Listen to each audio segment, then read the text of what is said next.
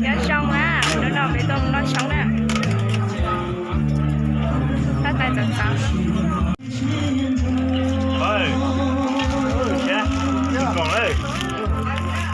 Nó thì tôi nó. Nhớ xong á, đứa nào bị tôm nó sống nè. Tắt tay dần sáng.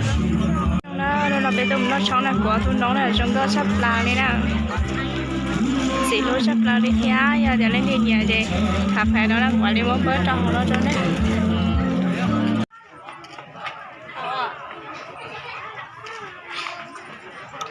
lúc tính chị à cùng thay có cái thay ấy thay có thay đuôi con được tao má nhớ cho nhớ cho à tuần đây tổ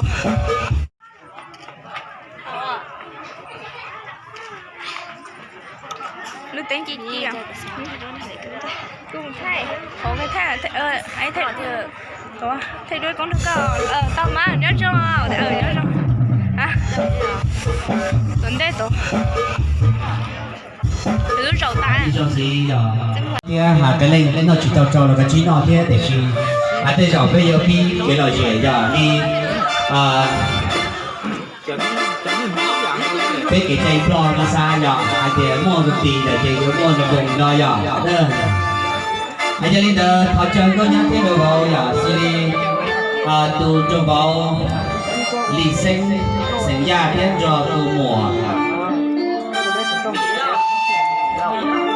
từ mùa mì sinh lau giờ bây giờ thì từ tôi nhá mì sinh lau ở chỗ chờ đi anh em tập đời nó sẽ hiện nó